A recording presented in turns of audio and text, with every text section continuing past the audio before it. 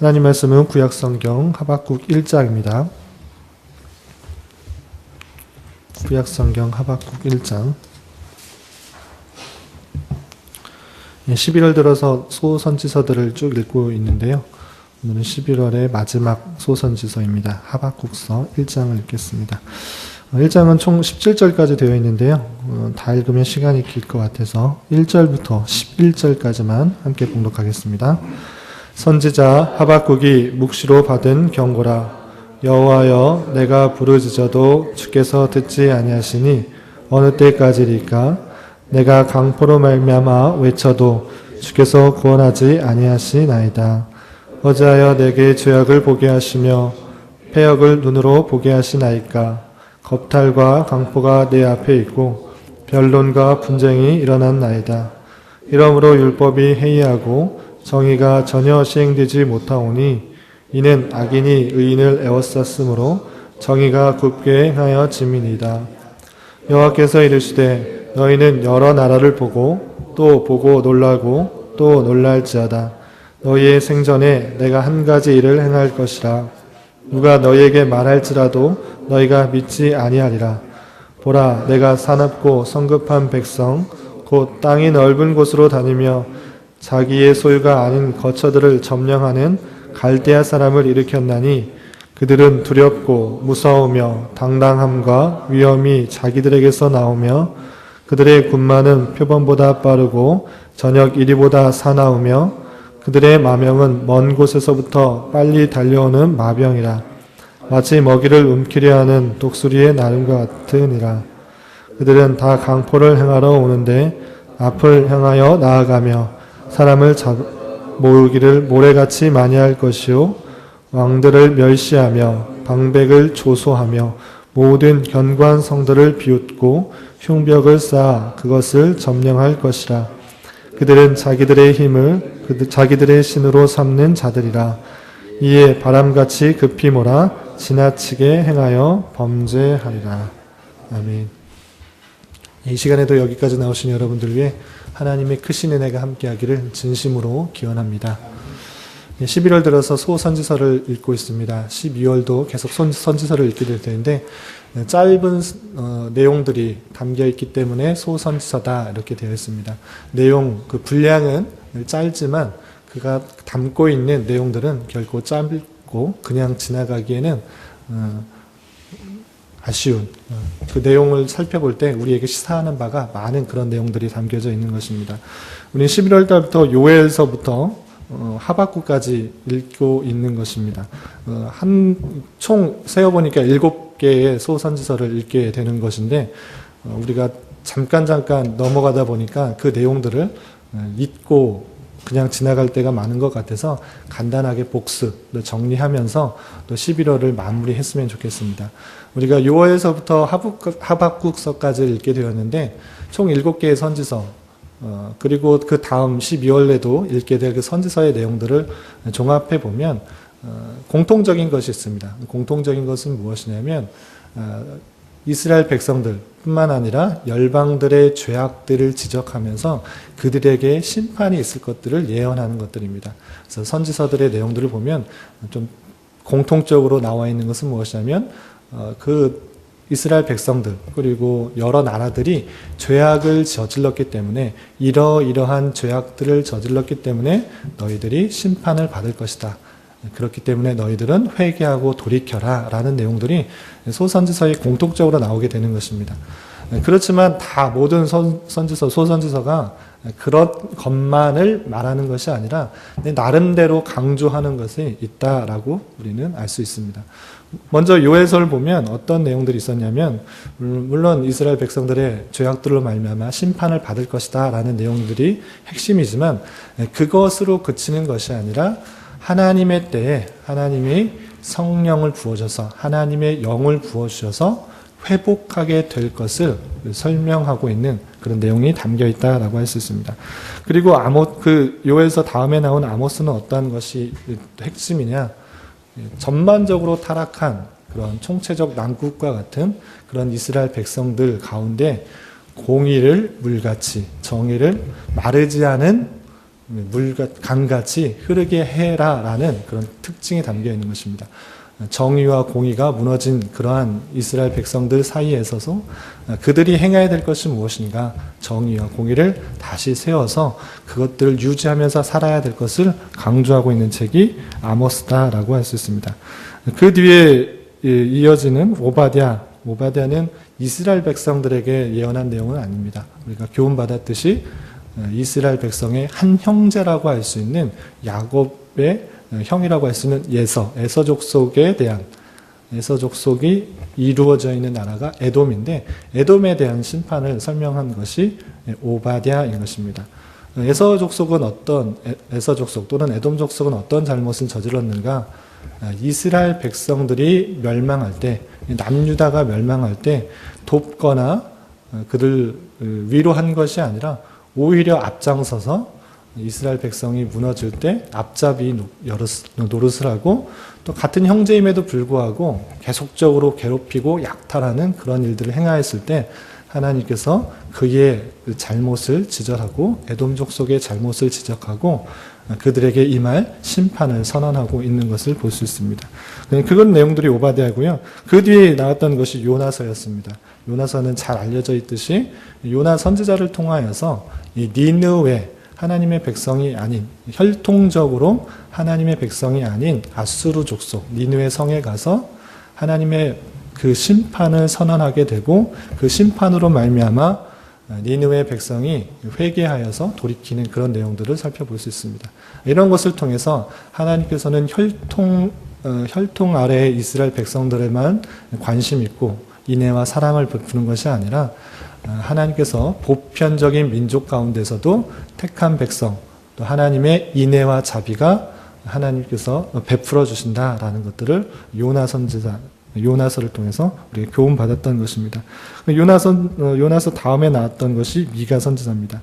미가 선지자, 미가서에서도 똑같이 이스라엘 백성들의 죄악과 또 심판들을 설명하고 하나님의 주권 가운데 회복시킬 것을 설명하는 가운데, 이 총체적인 난국 가운데에서도 미가 선지자를 통해서 보여준 것은 무엇이냐면, 이 땅의 종교적 지도자 또 정치적 지도자들은 다 부패하고 타락할지라도 참된 지도자를 이 땅에 보내주실 것이다. 특별히 미가 선지자를 통하여서 베들레헴, 유다 땅 베들레헴에 그 선지자가 나타날 것이다. 비록 작아 보이는, 연약해 보이는 그런 땅 베들레헴이지만 그곳에서 참된 지도자가 날 것이다. 그의 근본은 상고부터 영원부터 있는 그런 그리스도시다라고 예언해 주는 것이 이 미가 선지자인 것입니다. 그리고 나왔던 나움 선지자도 마찬가지로 우리가 어제까지 읽게 되었는데요. 나움서에서도 핵심 내용은 이스라엘 백성들이 아닙니다. 니느웨, 아수르 민족에 대한 심판을 선언한 것이죠. 요나 선지자는 똑같이 니느웨에 대해서 심판을 선언해서 그들의 회개를 이끌어냈다면, 나움 선지자는 그런 것이 아니라 아수르 민족, 그 핵심 지역인 니느웨 성에 심판을 선언하면서 그들의 그 죄악들로 말미암아 영원하게 심판받을 것이다 라고 표현해 준 모습을 볼 수 있습니다. 그렇다면 여기서 니느웨는 왜 심판을 받게 되는가? 니느웨가 뜻하는 것은 무엇인가? 우리가 어제도 교훈받았듯이 이 니느웨는 세상을 상징하다 할 수 있습니다. 부와 명예, 힘과 능력을 상징하는 니느웨, 그것은 하나님을 모르고 하나님을 대적하며 그 자신의 힘만 믿고 나아가는 세상적인 힘을 상징한다라고 할 수 있습니다. 그런 모습들을 따라가는 이스라엘 백성들, 그렇게 따라갈 것이 아니라 그 니느웨는 결국은 그것으로 말미암아 심판받게 될 것이다. 멸망받게 될 것이다. 세상을 따라갈 것이 아니라 멸망하고 심판을 받을, 세상을 따라갈 것이 아니라 하나님의 말씀을 믿고 따라가야 될 것을 나움 선지서를 통해서 우리가 교훈해 준 것이다 라고 할 수 있는 것입니다. 이렇게 내용들을 쭉 정리하면서 각각의 선지서를 통해서 교훈하는 내용들, 그냥 듣고 있는 것이 아니라 그것이 오늘날 우리에게 어떠한 내용들로 교훈하는 것인가를 잘 생각하면서 우리에게 잘 적용하는 그런 은혜가 있어야 될 것입니다. 11월 들어서 마지막으로 읽게 되는 그 선지서는 하박국인데요. 하박국도 3장으로 되어 있는 아주 짧은 예언서입니다. 짧은 예언서이지만 그것을 통해서 우리가 또 배워야 될 것들, 교훈받아야 될 것들이 적지 않은 것을 살펴볼 수 있습니다. 하박국은 3장으로 되어 있는데 간단하게 구절을 보면 이렇게 되어 있습니다. 1장과 2장에서는 하박국 선지자가 하나님께 호소하는 내용, 하나님께 기도하며 탄원하는 내용이 되어 있습니다. 하나님, 어찌하여서 하나님께서 계시는데 불의가 이 땅에 가득합니까? 하나님이 계시다면 어떻게 이렇게 불의한 것들, 악인들이 의인들을 괴롭히고 핍박할 수 있습니까? 라는 그런 질문들을 두 개의 질문을 하게 됩니다. 그것에 대해서 하나님께서 그 하박국 선지자의 호소 또는 기도에 대해서 응답하시는 내용들이 두 번 나오게 되고요. 마지막 3장에서는 그 모든 하나님의 답변을 듣고 하박국 선지자가 모든 이치를 깨달은 것으로 말미암아 하나님께 감사하면서 찬양하며 기도하는 내용들이 3장에 있게 됩니다. 그래서 3장밖에 안 되기 때문에 이것을 한 번에 쭉 읽고 그 내용들을 살피면 좋겠지만 우리가 말씀 읽기 순서에 따라서 한 장씩 읽어나기 때문에 조금 이렇게 끊어지는 부분이 애매하긴 합니다. 왜냐하면 1장과 2장의 두 개의 질문과 두 개의 답변으로 되어 있는데 1장에서 쭉 보시면 아시다시피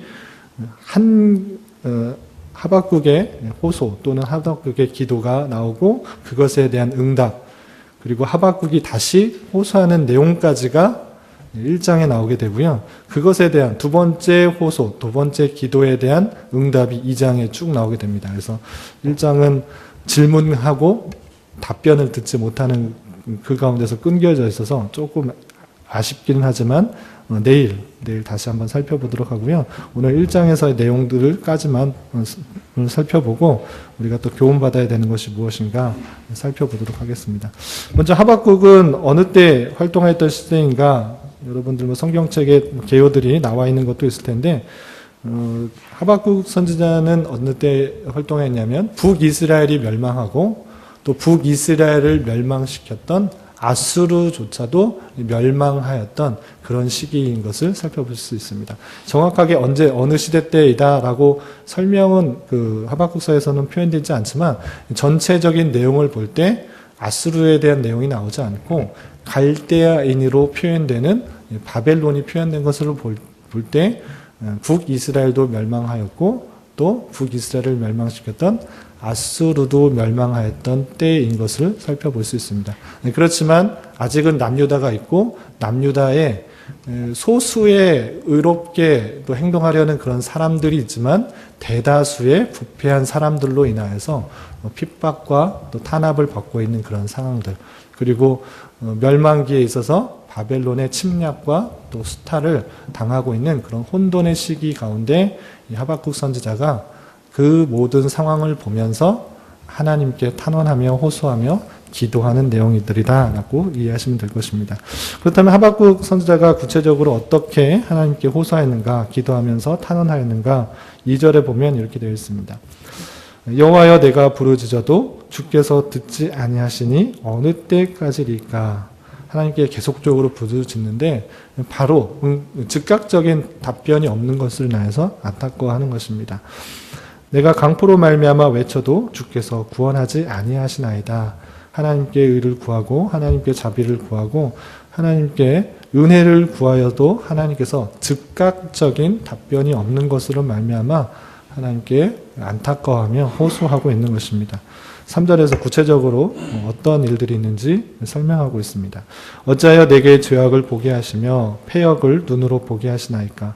겁탈과 강포가 내 앞에 있고 변론과 분쟁이 일어났나이다. 남유다 당시 멸망을 얼마 남지 않고 이스라엘 백성들은 어떤 모습인가 우리 계속적으로 살펴본 것처럼 지도자뿐만 아니라 또 백성들 모두 타락하며 부패한 그런 모습들 가운데 있는 것입니다. 종교적 지도자들도 자기 입에 어떤 것이 들어와야만 평화를 말하는 그런 시대인 것입니다. 그런 시대를 보면서 하박국 선지자는 그런 죄악들, 그런 불의들을 보면서 안타까워하며 호소했지만 당장에 그 부르짖음에 응답이 없는 것으로 인하여서 하나님께 탄원하고 호소하고 있는 것입니다. 4절에서도 이렇게 표현하고 있습니다. 이러므로 율법이 해이하고 정의가 전혀 시행되지 못하오니 이는 악인이 의인을 에워쌌으므로 정의가 굽게 행하여짐이니이다. 악인들이 득세하여서 의인들을 에워싸서 의로운 것들, 정의와 공의가 행하여지지 못하는 그런 현실 가운데 하박국 선지자는 하나님께 호소하며 탄원하는 것입니다. 그렇게 부르짖고 탄원했을 때 하나님께서 즉각적으로 그 응답에 나타난 것이 아니라 그런 호소에 하나님께서는 이렇게 응답하여 주시는 것을 볼 수 있습니다. 5절에 이렇게 되어 있습니다. 여호와께서 이르시되 너희는 여러 나라를 보고 또 보고 놀라고 또 놀랄지어다.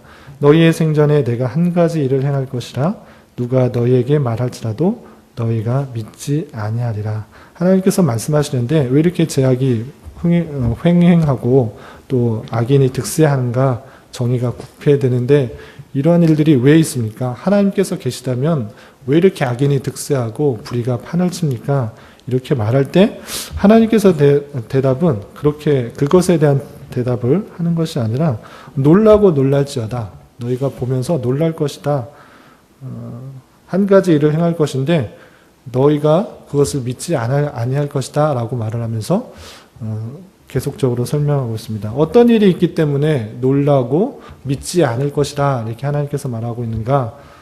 6절부터 11절까지 어떤 일이 있는지에 대해서 설명하고 있는데 그것을 좀 살펴보겠습니다. 6절 보면 보라 내가 사납고 성급한 백성 곧 땅이 넓은 곳으로 다니며 자기 소유가 아닌 거처들을 점령하는 갈대아 사람을 일으켰나니. 갈대아 사람이라는 것은 갈대아 지역에 살고 있는 사람들만 표현하는데 우리가 흔히 생각할 수 있는 바벨론이라고 생각하시면 됩니다. 하나님께서 대답하시는 것은 바벨론을 하나님께서 일으켰다 이렇게 대답을 하고 있는 것입니다. 사납고 성급한 백성, 땅의 넓은 곳으로 다니면서 자기의 소유가 아닌 거처들을 점령하는 그런 갈대아 사람, 바벨론을 일으켰다라고 표현하고 있고요. 7절에서 계속 그들은 두렵고 무서우며 당당함과 위엄이 자기들에게서 나오며 그들의 군마는 표범보다 빠르고 저녁 이리보다 사나우며 그들의 마병은 먼 곳에서부터 빨리 달려오는 마병이라. 마치 먹이를 움키려 하는 독수리의 나름과 같으니라. 그들은 다 강포를 행하려 오는데 앞을 향하여 나가며 사람을 사로잡아 모으기를 모래같이 많이 할 것이요. 바벨론에 대해서 바벨론이 어떻게 침략하고 어떻게 전쟁을 일으켰는지 계속적으로 설명하는 것입니다. 왕들을 멸시하며 방백을 조소하며 모든 견고한 성들을 비웃고 흉벽을 쌓아 그들을 점령할 것이라. 그들은 자기들의 힘을 자기들의 신으로 삼는 자들이라. 이에 바람같이 급히 몰아 지나치게 행하여 범죄하리라 라고 표현하고 있습니다. 하나님께 질문하였고 하나님께 호소한 것은 왜 이렇게 하나님께서 계시다면 응답하여 주시지 않는가? 왜 이렇게 구원하여 주시지 않는가? 불의가 판을 치고 있고 또 정의가 굽혀져 있는 이러한 땅에 하나님께서 왜 이렇게 계시다면 이런 일들이 있습니까? 라고 질문하고 호소하고 기도하였는데 하나님께서 대답은 이런 것입니다. 너 놀라운 일을 보게 될 것이다. 너희가 그 일을 보게 되면 믿지 않을 그런 일이 있을 것이다. 그 일은 무엇이냐면 바벨론이라 하는 갈대아 사람이라고 하는 바벨론이 나타날 것인데 그들로 말미암아 너희가 심판을 받게 될 것이다. 그 민족은 이쪽 저쪽 다니면서 전쟁을 일삼는 그런 민족이다. 아주 빠르고 사나우고 표범과 같은 그런 민족인데 그 민족으로 말미암아 너희가 멸망을 받게 될 것이다.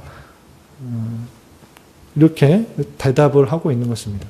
그런 대답을 들었을 때 하박국 선지자가 원하는 대답은 아닐 것입니다. 하나님께서 어떻게 왜 그런 일들을 설명할 것인 줄 알았는데 하나님의 응답은 갈대아 사람 바벨론을 일으켜서 너희가 멸망받게 될 것이다 라고 그렇게 말씀하시는 것입니다.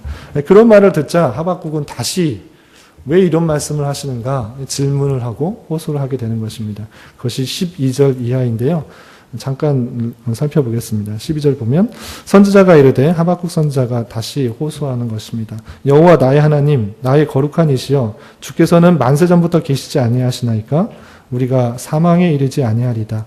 여호와여 주께서 심판하기 위하여 그들을 두셨나이다. 반석이시여 주께서 경계하기 위하여 그들을 세우셨나이다. 13절에 주께서는 눈이 정결하심으로 악을 참아보지 못하며 패역을 참아보지 못하시거늘 어찌하여 거짓된 자들을 방관하시며 악인이 자기보다 의로운 사람을 삼키는데도 잠잠하시나이까. 주께서 어찌하여 사람을 바다고기 같게 하시며 다스리는 자 없는 벌레 같게 하시나이까. 그가 낚시로 모두 낚으며 그물로 잡으며 투망으로 모으고 그리고 기뻐하고 즐거워하며. 바벨론이 지금 악을 행하는 그런 모습들, 전쟁을 행하면서 사람들을 핍박하는 그런 모습들을 설명하고 있는 것입니다. 그물에 제사하며 투망에 분향하오니 이는 그것을 힘입어 소득이 풍부하고 먹을 것이 풍성하게 됨이니이다. 바벨론이 그러한 모습들 가운데 있다. 불의를 행하고 있는 그런 민족이 있지 않습니까? 라고 표현하는 것입니다. 그리고 마지막 17절에 이렇게 말하고 있습니다. 그가 갈대아 사람 바벨론이 그물을 떨고는 계속하여 여러 나라를 무자비하게 멸망시키는 것이 옳으니까. 갈대아 사람은 하나님을 잘 섬기는 민족이 아니죠. 아까도 계속 읽었듯이 설명했다시피 불의를 일삼는 그런 전쟁을 일삼는 포악하게 행하는 그런 민족인데 그런 민족이 계속하여 여러 나라를 무자비하게 멸망시키는 것이 옳습니까? 아니 그 나라에게 하나님의 백성 이스라엘 백성들이 멸망당한다는 게 말이 됩니까? 이렇게 탄원하고 있는 것입니다. 그것에 대한 답변이 2장 내일 읽게 되는 본문에서 나오게 되는데 일단은 여기까지만 살펴보면서 우리가 교훈받아야 될 것이 무엇인가 살펴보도록 하겠습니다. 첫 번째는 기본적으로 하나님께서 다스린다면 왜 이 땅에 악이 존재하는가, 불의가 존재하는가 라는 그런 답변이 있을 수 있는데요. 그것에 대한 답변은 우리가 교훈받았다시피 첫 번째로는 하나님이 창조하신 세계는 불의가 없었죠. 선하게 창조하셨죠. 보기에 아름다운, 보기 좋은 그런 모습으로 창조하였으나 아담의 타락으로 말미암아 죄악이 이 땅에 들어온 것입니다. 그로 말미암아 하나님의 만드셨던 세상에 죄악이 들어왔고 아담 이후로부터 나오는 모든 족속은 전적으로 타락한 모습 가운데 있는 것입니다. 그러니까 사람이 타락하였기 때문에 사람이 부패하였기 때문에 악이 존재한다라는 그 사실들을 먼저 알아야 될 것이고 그리고 두 번째는 하나님께서 그렇다면 그 악을 없애주면 되지 않는가라고 생각할 수 있는데 뒤에서도 또 읽게 되겠지만 하나님께서는 그 악조차 그런 불의조차 사용하여서 선민을 성화시키는 도구로 사용한다라는 것들을 알아야 될 것입니다. 우리 첫 번째 질문과 그리고 하나님께서 답변하신 것을 볼 때 하나님께서는 왜 이렇게 불의를 놔두셨는가? 그것에 대한 답변은 너희들이 놀랄 것이 있는데 믿지 않을 것이 있는데 갈대아 사람이 일으켜서 너희들 멸망하게 될 것이다 라고 표현하고 있는 것입니다. 그것은 무엇이냐면 하나님께서는 불의조차 하나님께서 선민을 훈련시키시고 또는 심판하시는 도구로 사용하신다라는 그런 사실입니다. 우리는 악이 없으면 좋은 것 같이 생각되지만 하나님께서는 그 악조차 선민을 훈련시키고 또는 연단시키는 수단으로 사용되고 있다는 그런 사실들을 잊지 말아야 될 것입니다. 그렇기 때문에 우리가 살아가면서 불의 또는 악한 것을 볼 때 그것을 통하여서 우리는 어떻게 생각해야 되는가, 우리를 성화하는데 또 연단하는데 도구로 사용될 수 있어야 될 것입니다. 세상에 편한 것, 선한 것, 좋은 것만 있으면 우리가 잘 살아갈 것 같지만 역사적으로 볼 때 기독교가 세계의 그 유럽 땅에 공인되었을 때, 국교로 공인되었을 때부터 핍박이 없어지고 공인되었을 때부터 자유롭게 하나님을 믿고 또 찬양하고 예배드리고 하는 그때부터 기독교의 타락은 시작되었던 것입니다. 그래서 암흑의 중세시대가 되었던 그런 모습들을 보게 됩니다. 또한 우리가 그런 흔한 예를 들 수 있는데 어떤 물고기를 잡아서 팔 때까지 그 물고기를 잡아서 그 통 안에 그 물고기만 그냥 담아서 파는 곳까지 이동하게 되면 그 물고기는 그냥 편하게 있다가 그냥 오랜 시간이 되면 자연스럽게 죽는다고 합니다. 그렇기 때문에 죽지 않게 하기 위해서 그 물고기, 그 수조 안에 어떤 것을 두냐면 천적이 되는 물고기를 이렇게 몇 마리 풀어둔다고 합니다. 그렇다면 그 천적이 되는 물고기 때문에 그 나머지 물고기를 피하기 위해서 계속적으로 활동하기 때문에 물고기들이 싱싱하게 산다. 그런 얘기를 들어본 적이 있습니다. 그런 것과 마찬가지로 하나님께서는 그 악조차, 불의한 것조차 하나님께서 택하신 백성들을 올바르게 살아가게 하는 도구로 사용한다라고 이해할 수 있어야 될 것입니다.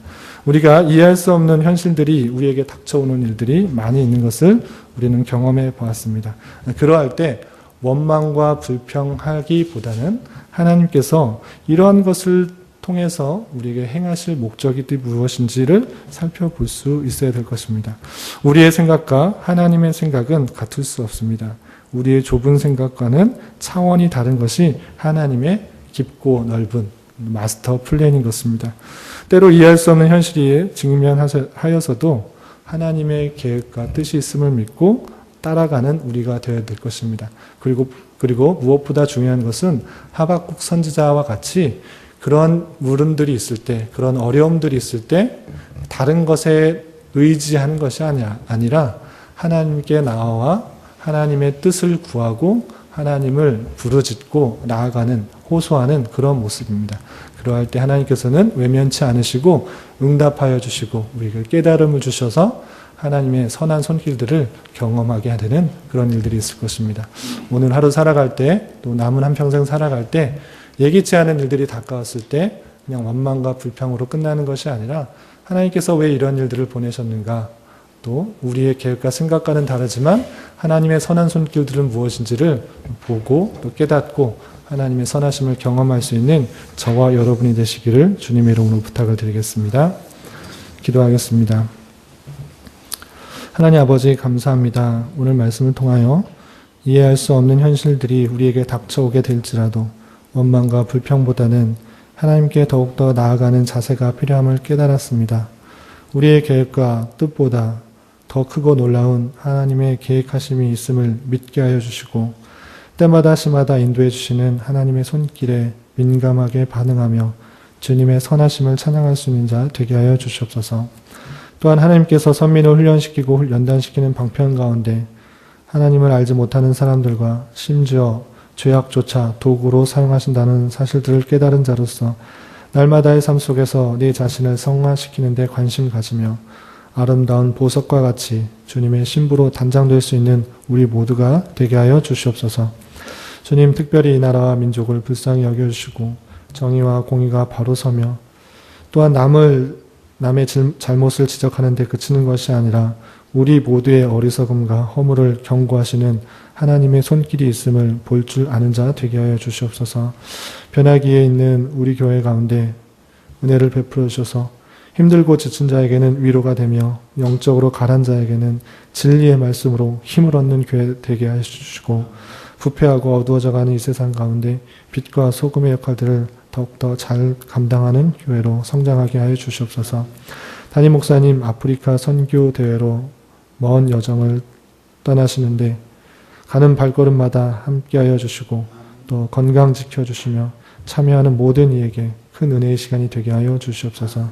김지훈 목사님도 또 오늘부터 한 주간 중국 신학교 강의로 출타하시게 되는데 지혜와 능력을 더하여 주시사 진리의 말씀으로 잘 강의할 수 있도록 인도하여 주시옵소서. 진로를 고민하며 입시를 치르고 있는 수험생들, 교회 내 여러 병학자들 가운데도 주님 함께하여 주시고 모든 기회를 통하여 하나님의 손길들을 깊이 경험하고 체험하는 귀한 시간 되게 하여 주시옵소서. 이 시간 각자 드리는 저희들의 간구, 입술의 고백을 주님께서 들으시고 기도의 선한 열매를 보게 하여 주시옵소서. 예수님의 이름으로 기도드리옵나이다. 아멘.